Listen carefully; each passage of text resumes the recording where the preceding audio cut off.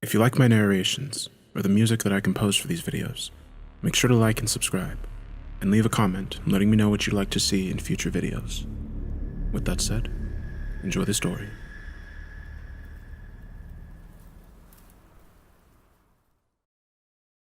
The way the world is set up, it wouldn't function without people like me. People stuck in the cycle of poverty, with every high-interest loan the banks provide, with every lottery company promising a chance at a win, with every check-cashing service, the monster continues to be fed. That's the way life has always been for me and the good folks I grew up around. I've worked a various assortment of odd jobs to help with my low income. I've done everything from chopping wood for families, to driving elderly folks to the doctor, to helping others rehearse for job interviews. So when I went to the internet cafe to check my email, it wasn't out of the ordinary for me to receive another odd job offer. Dear Porter, we would like to offer you an opportunity that comes once in a lifetime. I'm the director of a company called Osiris. We are currently working to assemble a group of people from all over the world for the experiment of the century. The experiment will last for exactly 1 year and is a great benefit to its participants. How would you like to live on a tropical island, with a fully furnished new home and regular salary? And to top it off, you would get paid a hefty amount just for your participation. If you're interested, please contact us immediately so that we may get you started on the interview process. From everyone at Osiris, we hope to hear from you soon. Sincerely, Dr. Pleatas. I didn't have to think twice about it. I immediately called to find out exactly how much was a hefty amount of money. As it turned out, the amount was more than I could have ever imagined. It was $250,000. This really was the chance of a lifetime for me. It was a chance for a different life, a better life. In retrospect, I should have known that there was something amiss, but poverty only offers advice in retrospect. I was ecstatic when, after 3 days of interviews, I was contacted by the Osiris team to let me know that I had been chosen as one of the participants. As I prepared myself for the adventure of a lifetime, I had no idea what awaited me at that tropical island. Before I get into my experience in the simulation, let me ask you a few questions. How would you like to live in a world where you got what you deserved?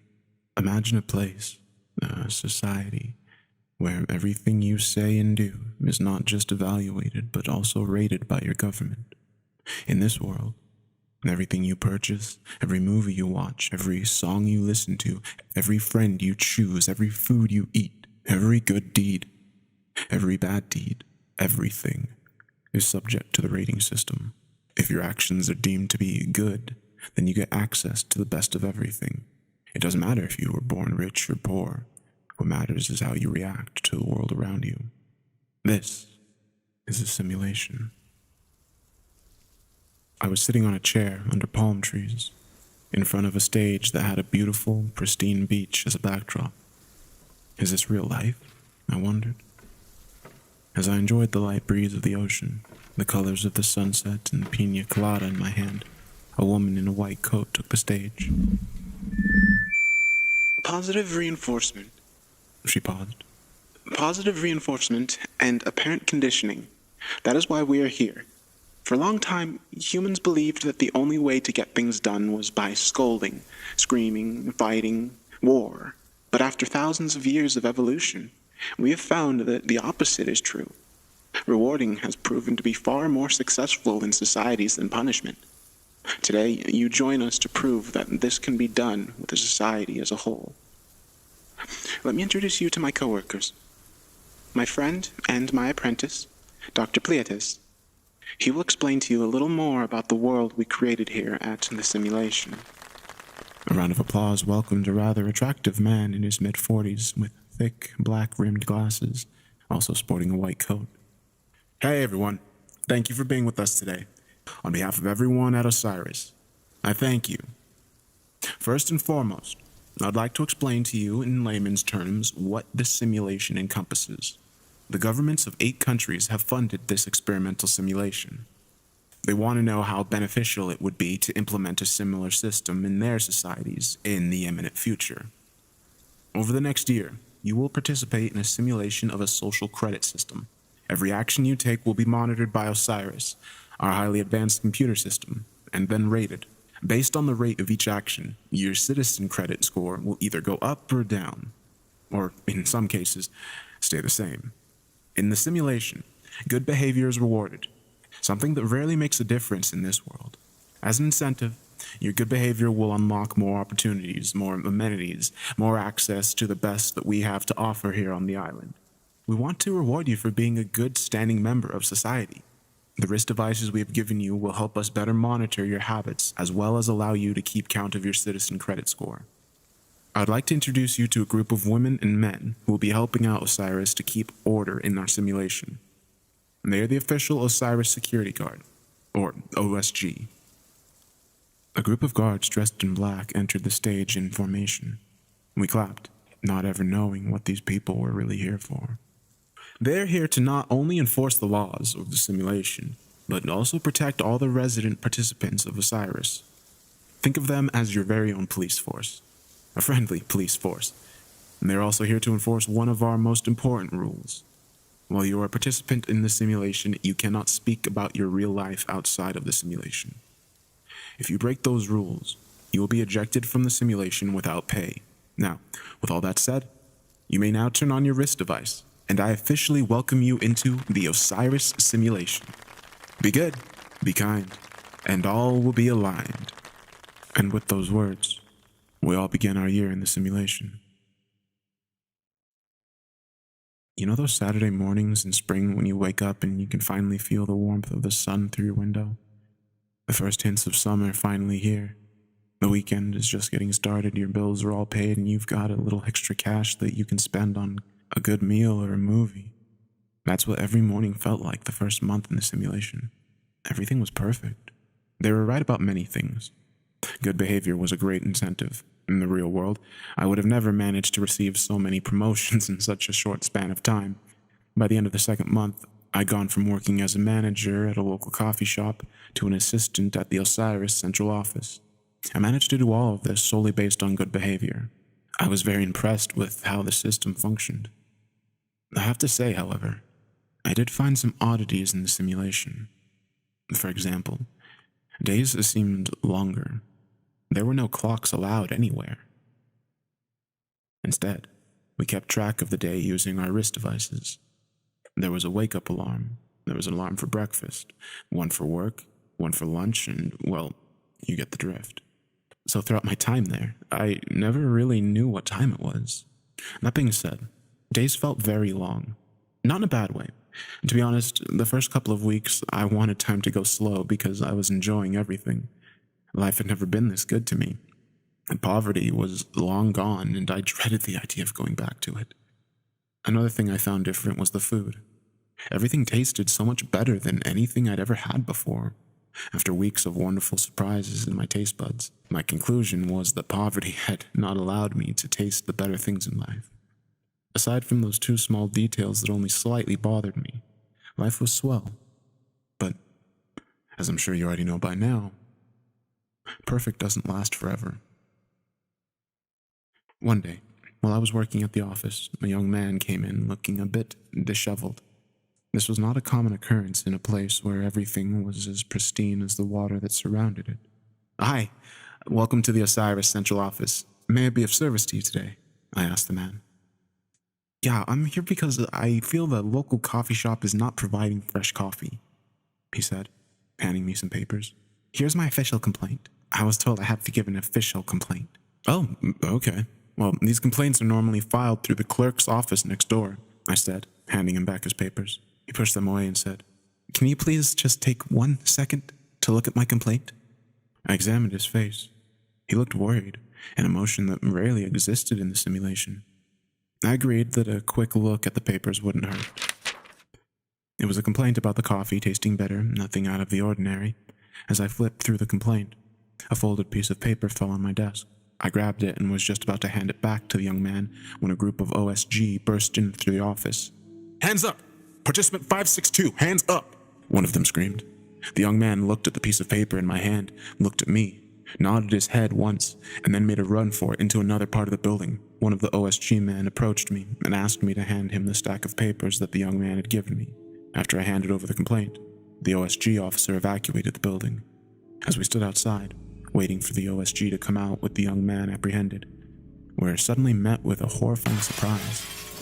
We watched as the young man jumped from the 5th floor window, landing in a splatter of human chunks and juices in front of me.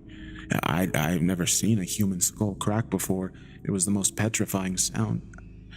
I can still hear the cracking like a coconut on pavement. As I stood there, in shock and terror, I remembered what was tucked inside my fist. The folded piece of paper the young man had given me. Out of instinct, I opened it immediately. I felt my heart in my throat as I read the note. Handwritten letters, it said the following: "This is not a simulation. You have been here for 4 years."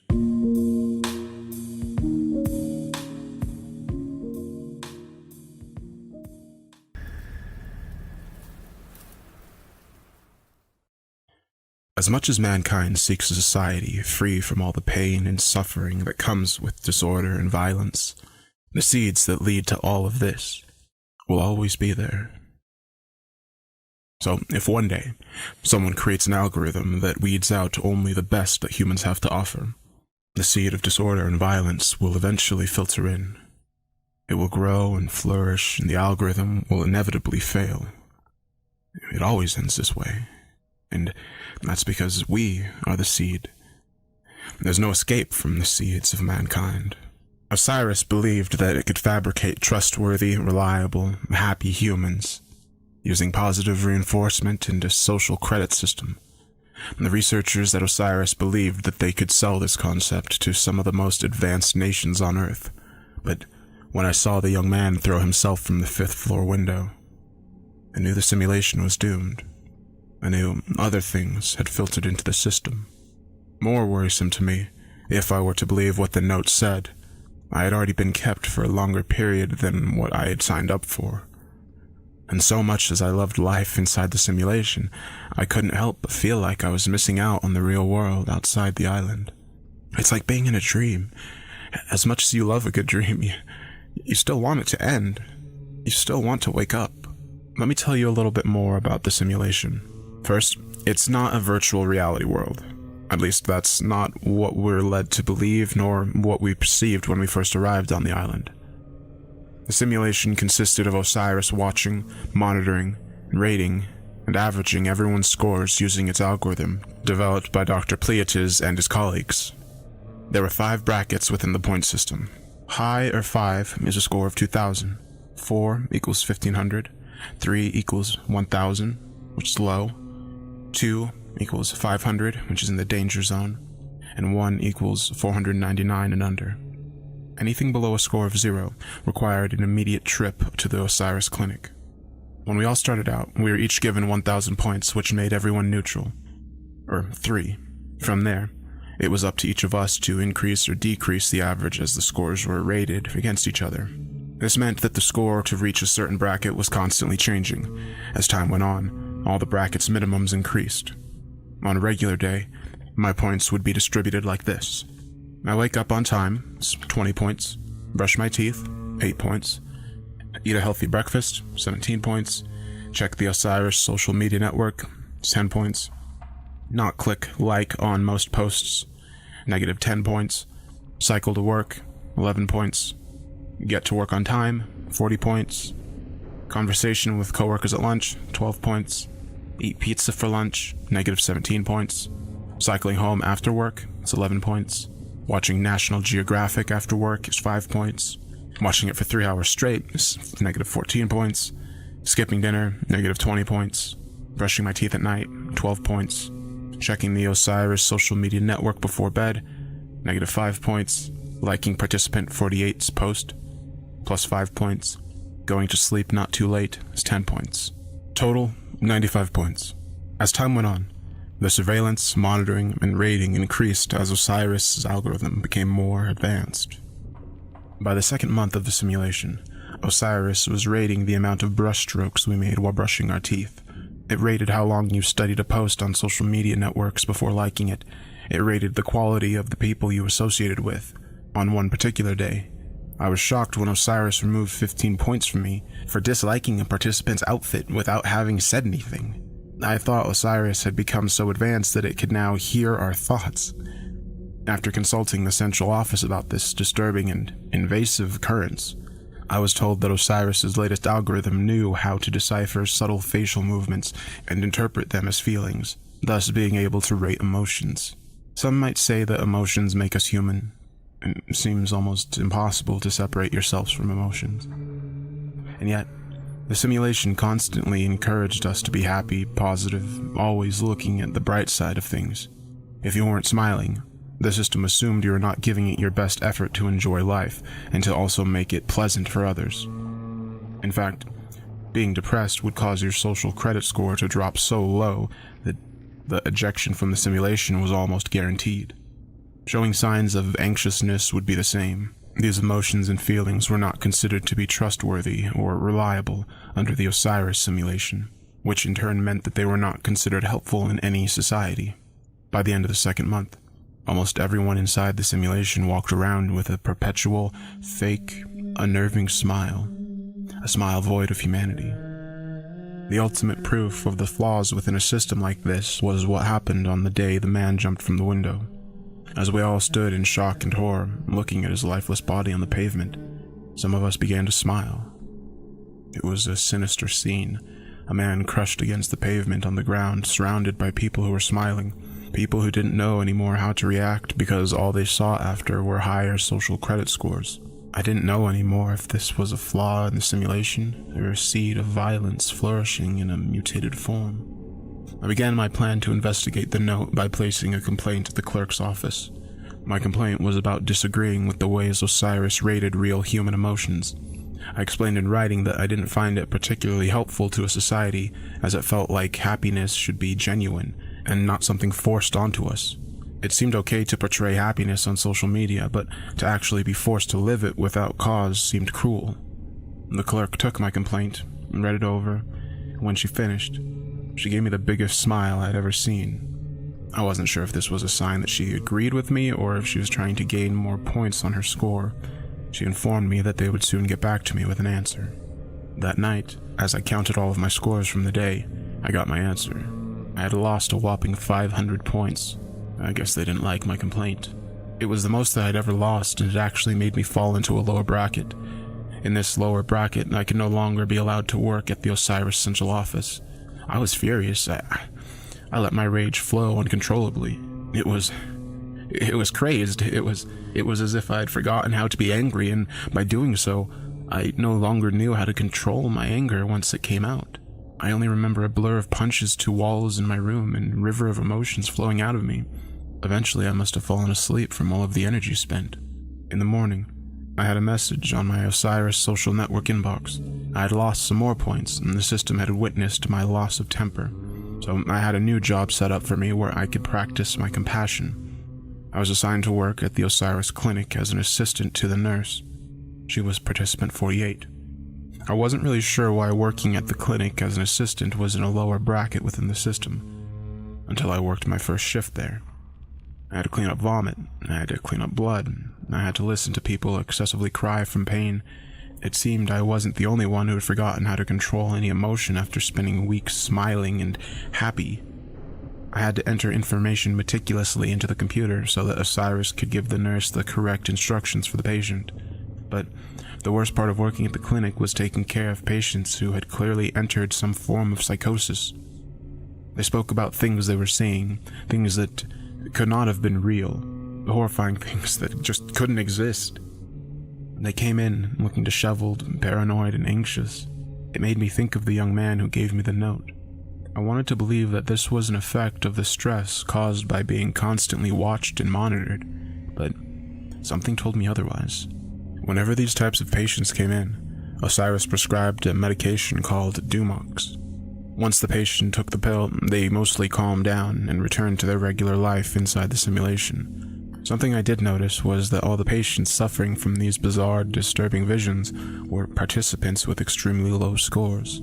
After getting accustomed to the flow of things at the clinic, I decided it was time to start back up my investigation that I had placed on the back burner. I was in charge of typing down all of the medical history of the patients into Osiris. As I asked the questions, I would add my own questions. Do you ever have a hard time telling what time it is? How long do you believe you've been here for? Does it ever feel like you've been here longer than you think? Each time I asked these questions, Osiris would deduct points from my social credit score. My SCC was becoming dangerously low, but I couldn't stop because many of the answers only fueled my need to investigate more. I feel like it has been a long time. To be completely honest, I have no idea how long we've been here for. Sometimes, I can't even remember my life before this all began. As I spent my days investigating the concept of time within the simulation, other things were occurring that I had completely ignored. Seeds of the sinister kind were filtering in on a much larger scale. We began to receive more and more patients that came in with bruises and wounds. Most of the time, the patients did not want us to speak about what happened to them, but finally, one patient felt safe enough to confide in us. It was my coworkers. I'm a pretty lazy person when it comes to healthy eating, and the sugary and fatty foods here are so good that I haven't been able to help myself. My scores suffered, so my coworkers have been shunning me for some time now, and the simulation had been increasing their scores each time they shunned me. Last week, my coworkers started to do weird things. He paused, his hands shaking. They started to hide my food at lunch. The simulation gave them points for that because they said they were helping me to lose weight and be better, but I felt humiliated and horrible. They did it again this week, so I went to confront one of them. As I told her it wasn't right what they were doing, one of them punched me in the back, and then another one, and then more. I could hear their wrist device going off, earning them more points each time they'd punched or kicked me. And they were all smiling. The system thought they were defending her, so they all earned points. The patient burst into tears. I checked his score, and his score was actively going down as he recounted his horrible experience. "Why don't you just leave the simulation?" I asked. I have tried to, but I don't know how. This was news to me. I was under the impression that it was easy to leave. It worried me, but I tried not to think too much about it. We felt awful for him and began to treat him immediately. After attending to his wounds, Osiris prescribed him Dumox. By the time he left the clinic, he had a small grin forming on his face. We never saw him again. As time went on, participants were becoming more thirsty for points, provoking the system to evolve each time. They were becoming violent. An upper class of oppressors with large grins on their faces began to emerge. The simulation was encouraging them and rewarding them with more points, making them more powerful within the system. It started to look like the real world, except it was worse on every level. Everyone was your competition. The day you are rewarded by a society for being cruel, or for being an oppressor, for treating others like you own them, is the day that the society is doomed to fail. One day, the seed that always sprouts arrived at our door. Someone had received 1,000 points for killing a woman who was planning to secretly leave the simulation. I had to clean her up. This is the second dead body I'd come across while at the simulation. I had to smile while doing it, but as I wiped the blood from her nails, I couldn't take it anymore. I walked out of the clinic and ran to the central office. After they denied me access to speak directly with Dr. Pleates, I stood there screaming about all the horrible things happening inside the simulation. I could hear my points going down on my wrist device, and then, as my score barely lingered by a thread, I became paralyzed. They say the strongest kind of fear is a fear of the unknown. I didn't know what I was looking at. The things I saw were not natural. I knew I had to take whatever was inside Dumox to make it all go away.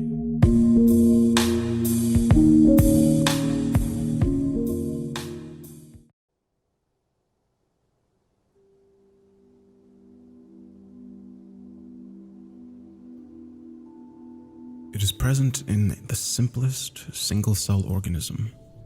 It is the root of all evolution. It is the reason for our top spot in the hierarchy of species on Earth. Without it, humans would have become extinct long ago. It is there when you quickly search for the light switch in a dark room. It is there when you are young and you imagined a stranger's hand coming from under your bed at night. And it waits there, inside your mind, for the next time you need to escape from danger. Fear. Fear is the true source of the human's drive to survive. Fear of starvation, fear of disease, fear of insanity, fear of death. Fear is the primal force behind our success on this planet. But sometimes fear becomes desensitized, and you no longer recognize the danger around you. Here you are, feeling safe as you experience my story through the comfort of your electronic devices. Everything you need is quite literally at your fingertips.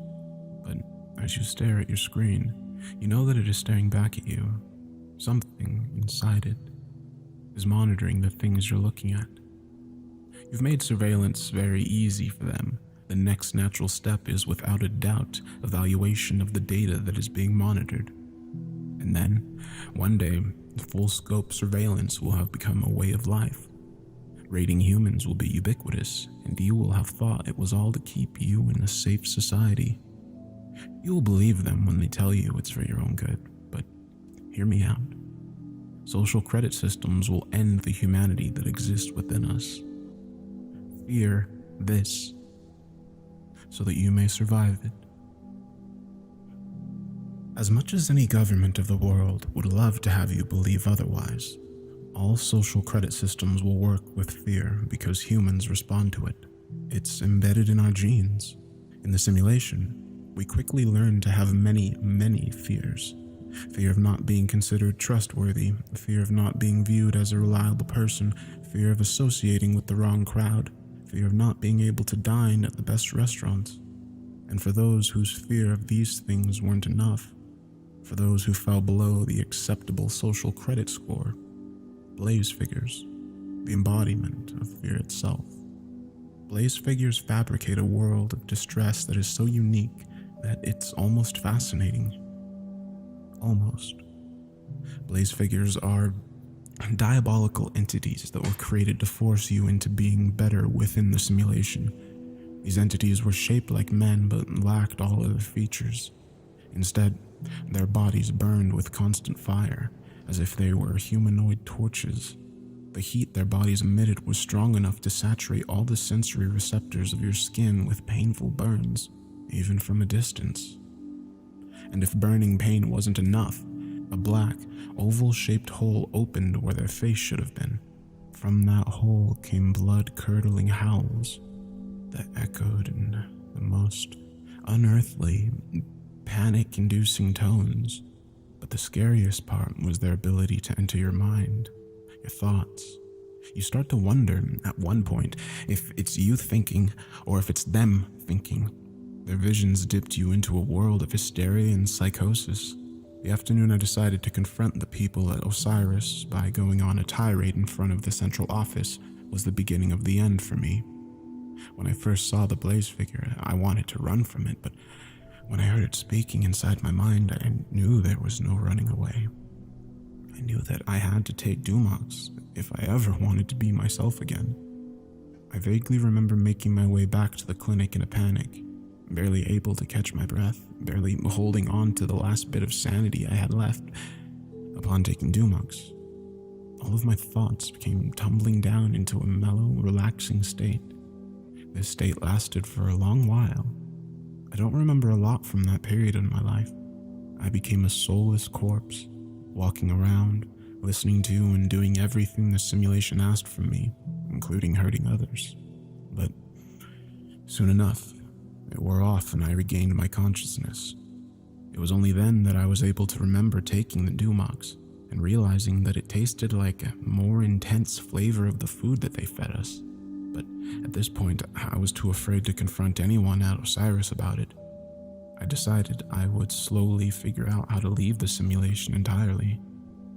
I had lost my job at the clinic, and instead been given a job at the local ice cream parlor, which is where I met her, participant 999. She had come in for an ice cream cone. She was allowed to purchase anything she desired due to her very high social credit score. She was even allowed to have the ice cream sundae that had the edible gold dust.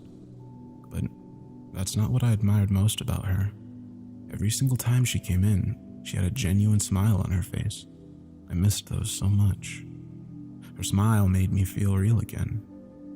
One day, on a whim, I asked her if we could hang out, and to my surprise, She agreed in spite of how low my level 2 score was. Look, I'm willing to talk about this place with you. I mean, you can lose points here and there by discussing the defects of the simulation, as long as you make up for it in big numbers. And there's a lot you can do to regain those big numbers. It's fairly easy, she explained on our first day hanging out together. So, you hurt people? I asked, because that's the only thing I can see happening right now in this place. Well, I mean, you're not really hurting them per se. Yeah, maybe you're emotionally or in some cases physically hurting them, but it's only to help them out. A little push, a little fear can help them become better members of society. And, well, it's all about survival, she explained. I must have looked at her with disgust because she seemed shocked at my reaction. What? She scoffed. Look, don't be naive. Outside of this fucked up place exists another fucked up place. The world is exactly the same out there.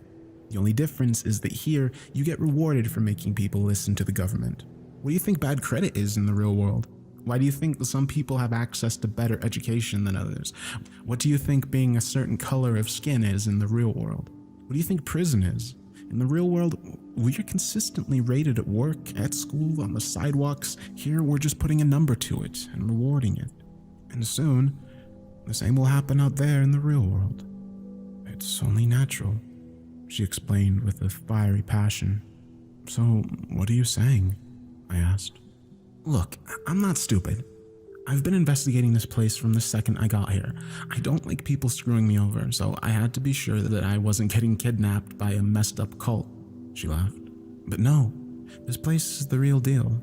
Without going into too much detail, because I can't lose too many points, this system will be successful in the real world because it pushes society to be better through public shaming. And more importantly, the system can be easily enforced thanks to a constantly evolving algorithm. Osiris is in its early stages, but soon it'll do much more than just pick up on words and facial expressions. Soon? Well, I don't know if you've been paying attention around here, but it's obvious that Osiris's algorithm is becoming more advanced. I'm assuming the purpose for it is to be able to decipher the meaning of every single human word. Human expression, human interaction, human action, and human interaction. And to use all of that to form a nation of good, reliable, zombie-like humans that follow the government's every rule. And for those who don't, she sliced her throat with her finger. Shit, I said. What about time? Haven't you noticed time is different here? Yeah, I have. Have you ever tried counting time inside this place? Try it for one day, and you'll be surprised, but I don't mind it. Life is good to me here. I'm assuming they're trying to stretch out the time in order to fine-tune Osiris. So, anyway, I think that's enough loss of points for me for one day. I gotta go, because I've got to bully people into being better, she jokingly said, smiling with another one of her genuine smiles. I spent a lot of time learning from participant 999. She was very knowledgeable about the system and very fun to be around. We would go to the park, and to the movies, to restaurants. It was hard because she was level 5 and I was level 2, so we could only go to the low-level places that I was accepted to. But she didn't seem to mind. During our time together, we never cared about the points. We were just ourselves, and it was amazing. The simulation was starting to feel like not such a bad place after all, but like I've mentioned before, good things seem to never last very long. One day, as I was walking 999 home, something happened. There was a man screaming at something invisible on the sidewalk, something we couldn't see. The hairs on my skin stood as I realized that I knew what he was looking at. It was them, the Blaze figures. We need to help him, I said to 999. But we can't. I can't. I don't mean to be rude, but I've lost many points today from being here with you, she smiled, this time sporting a fake smile that showed sorrow. Okay, go home. I'll do it. No, you'll go below the danger zone in seconds, and a second time with the visions is deadly. How do you know? I just do, she answered, finally losing her smile. You deserve to get out of here. Anyway, I know how to get my points back if I help him. Are you going to kill someone? I asked, worried. She shook her head and said, No, just trust me and leave this to me. I pretended to trust her. I pretended to walk away, but I hid behind a tree and watched her from afar. She grabbed the tortured man and walked him to the clinic as he howled in pain and fear. She tried to smile, but could barely keep the muscles from her mouth from falling into a frown. I saw the lingering bit of humanity she had still inside her. I saw her walk into the clinic with him, holding his hand. After 10 minutes, she came back out. She sighed, looking up at the sky, and then a large smile spread across her face, almost as if she had purposely rebooted her mind into getting ready for something else. I followed her home as I wanted to stop her from doing something she'd regret someday. But before I realized what her true plan had been, she stopped on the sidewalk and said out loud for everyone around her to hear, "I am participant 999. I fully believe in the social credit system, and I've committed a crime by helping a dissident of the system. Therefore, I need to learn to be better. This is for the system." And with that, she pulled a scalpel out from her pocket that she must have taken from the clinic. She violently stabbed her arm one time, and then another time, and then stabbed her leg, and then sliced her hand, and as she fell to the ground, blood pouring out from all of her self-inflicted wounds, everyone around her smiled. Some even clapped for her dedication to the social credit system. I'm certain she believed she would have survived her wounds. I'm certain she believed that stabbing her limbs as opposed to stabbing her torso would be less dangerous. I'm certain she wasn't suicidal, but when you're exposed to large amounts of violence, you forget that violence is real and that it can kill. She could not have known that she tore through her brachial artery as she stabbed her arm over and over again. She could not have known of any of this because she had been completely brainwashed. She had become a robot of the system. I immediately called OCG through my wrist device and then ran out to her. I grabbed her in my arms as she said her last word. "Be good, be kind, and all will be." The reason the social credit system is functional for a government is because it creates an organic surveillance by brainwashing its citizens to act as a system. And the thing is, all social credit systems are sadistic. They enjoy rating and punishing humans, and if humans become employees of the system, they become the same sadistic, and in some cases, masochistic slaves of a government who rates its citizens. They say fear is what helped us evolve into the superior species that we are. They say fear is essential for survival. I understand all of this, but you must also know that fear can play tricks with your mind. It can distort your memories. It can alter your perception of reality. It can physically damage your brain, thereby causing you to do horrible, terrible, unforgivable things. And governments, they know this. They know that they can use the power of fear in such a subtle way that you'll believe that everything you do is your choice. And then one day, you'll be standing over a dead body and believe that you chose to kill, that you chose to lose your humanity. But hear me well, humanity is a danger to governments, and they know it. We must save it at all costs.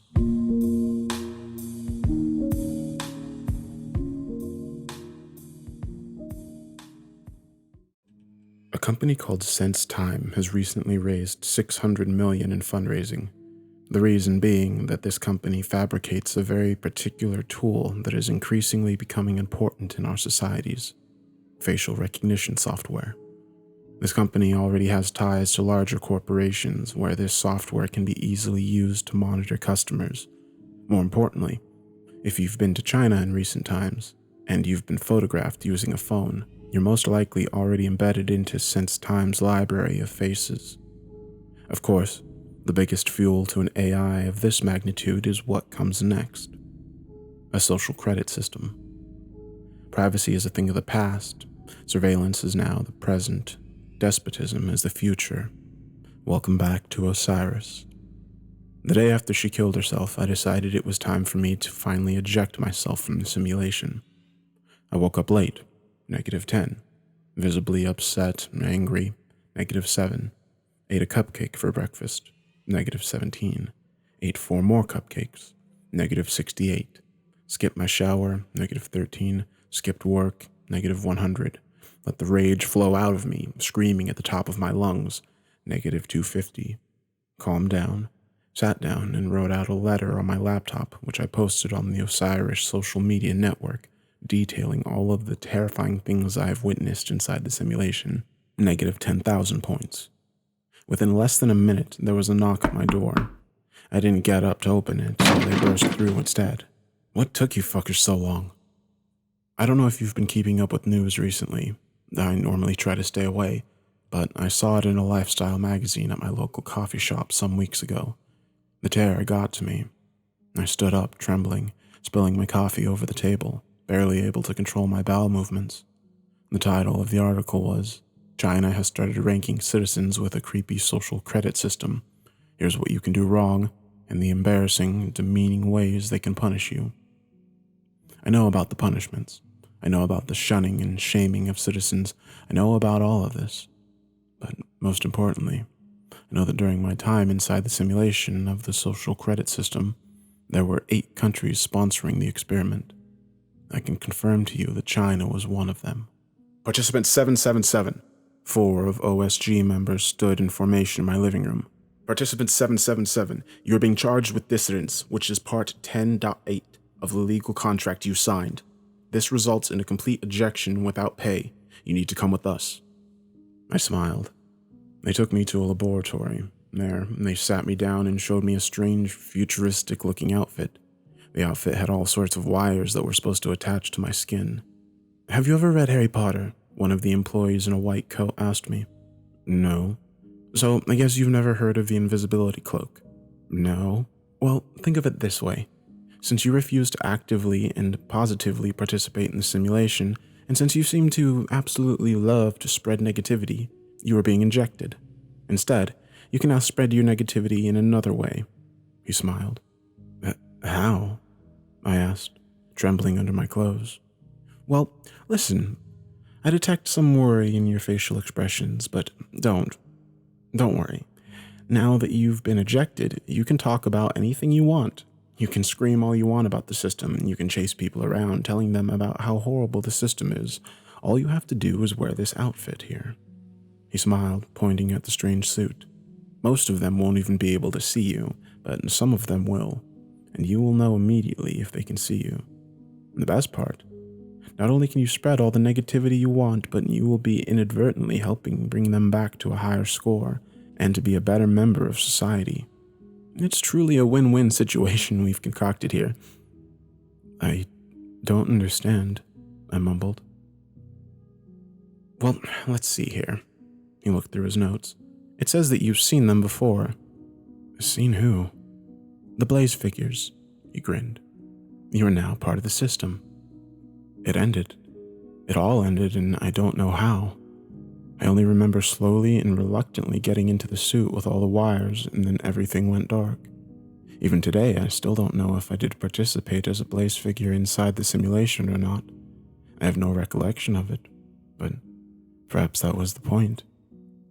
When I awoke again, I had been handcuffed to the arm of a seat. Looking around me, I came to realize that I was on an airplane in the air. There was no one around me. I was alone. Hello? I asked out loud to see if anyone would come from somewhere, but I was completely alone.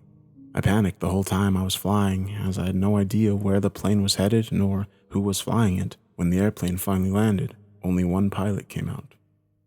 From everyone at Osiris, I thank you for your service.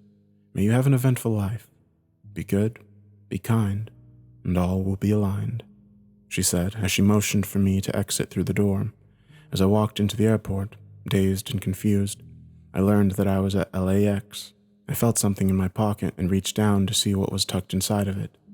Inside, I found a brand new wallet with some cash, my ID, bank card, and an envelope with participant 777 typed on it. Immediately, I opened the envelope and found a typewritten letter with an Osiris logo at the top. It read, Dear Porter, we would like to thank you for your time within the Osiris simulation. We understand that your stay with us was not the easiest. However, you must rest assured that your participation helped out the simulation in a grandiose way. Understandably, you must be quite confused about certain things that transpired during your stay on the island. We would like to take time to shed some light on those events for you. It has always been our ultimate goal to have 100% participation from everyone inside the simulation. However, We knew going in that this would never happen due to natural human behavior. We figured that in the real world, the same would be true. Thus, we decided to introduce chaos into the social credit system to stimulate dissidence so that we could better understand how to tackle it once it presents itself in the real world version. It was of the utmost importance for us to test out all the possible outcomes from our social credit system algorithm. With all this being said, we would like you to know that you were chosen to participate inside the simulation as a point of chaos. We wanted to know how a person with success inside a social credit system would react when the success began to break apart. The success was broken apart by introducing a major life event, followed by mental perturbation, which could lead to mental illness. In your case, the note you received from participant 562 at the beginning of the simulation was planted by us. In fact, many of the things you lived were meant to be there, to test the algorithm and to test the human response to it. Perhaps it will help in knowing that you were not the only point of chaos. There were others as well. Overall, we learned more from our chaos participants, as we like to call them, than from our regular participants. Perfect things just stay perfect and never seem to change. Those are not helpful in growth and understanding. We needed to know real-life reactions to our social credit system algorithm. By contrast, you were a very constructive piece of the puzzle. Another point we would like to clarify is the concept of time. Time within the simulation was always the same. However, for you, it might have seemed slightly different, but this was all an illusion, the successful one. This is because we kept you safely medicated using a drug that changed your biological clock, among other things. Rest assured that this medication is 100% safe and has no side effects after you discontinue its usage. And most importantly, please rest assured that the duration of your stay never exceeded the 12 months you had initially agreed to. At this point, you might be confused. You might be wondering why all of this happened to you. However, it is my job to remind you that you did sign a contract with us, where we explain all the possibilities of what the simulation could result in. Please understand that we stand by our contract and that, if you read it over carefully, you agree that no rules were ever broken. With all of this said and explained, we would like to congratulate you on reaching this finish line. You've done a fantastic job in helping our experiment as well as the future societies where the real-world social credit system will provide a utopia like you've never seen before. Inside your wallet, you'll find a bank debit card with the promised $250,000 plus $1,000 in cash. The PIN code for the card is your participant number. We wish you the absolute best in the years that remain to be lived by you. We hope that, in spite of your hurdles, you were able to enjoy your stay in our tropical island in our simulation. But most importantly, we hope to see you soon in one of our future, state-of-the-art, real-world social credit rating systems. Until then, be good, be kind, and all will be aligned. Regards, the Osiris team. I walked out of the airport and never looked back. It has been nearly 4 years since I exited LAX. In the years since all of this occurred, I used the money to leave the United States and begin a new life in a small town in the land down under. And while I prefer to keep my current location private, I do want to share a detail about my choice of town. While inside the simulation, I heard many different accents and never made any connections. But since leaving, it occurred to me that there are always the same 8 accents. This number coincides with the number that we were given as the amount of countries sponsoring the social credit system. One of the accents was Asian. I know now that it must have been a Mandarin or perhaps Cantonese. Among all of the accents I heard, I never heard an Australian accent, which is why I chose to move down here, to stay away from any nation that might be thinking of introducing a similar system in the imminent future. The other accents I believe I heard at Osiris are the following: British accent, South African, French, Latin American. I'm sorry that I can't be more certain on which Latin American country it might have come from. Russian, although there's a slight chance of it being from one of the neighboring countries as well. Arabic, once again, I'm sorry for any uncertainty. And American. That is all the information that I currently have. I have tried to find out more about Osiris, but nothing seems to ever come up anywhere. I even hired a private investigator at one point. I tried to find the source of the money in my bank account I tried to find the location of the tropical island. I tried to find anyone who might have participated without drawing too much attention to myself, but everything I tried was met with failure. I even searched for my friend, participant 999. My only hope was that she was also part of the planted chaos, and that she's alive and well somewhere safe. I hate thinking otherwise. There was no proof that any of this happened to me. It really got to me that as much as I searched, I couldn't find out anything on it. I even started to believe at one point that maybe this was all part of the simulation, that I was still there, and that this was an illusion of some sort. It wasn't until I saw the article in the magazine that I snapped back to reality. I know the simulation was real. I can still feel the warmth of the island on my skin. I can see the faint wrinkles in my laugh lines from the smiling. I still have some of the money left over in my savings account. But my biggest proof? China. You know how people always ask, where do you see yourself in 10 years? How about 20? How about when you're old, sitting in a rocking chair, reminiscing about the good old days? I have all the answers for you. Life will not be good. As you finish my tale of horror and place your electronic devices down, I suggest that you take some time to ponder and meditate about your life and the things that you cherish the most in it. Perhaps it's your family, perhaps it's love, perhaps it's your health, but also think about the things that you take for granted. Your level of freedom, your ability to think without being read by anyone, the fact that your thoughts are obscured and not judged. The power of feeling and emotion and expressing it.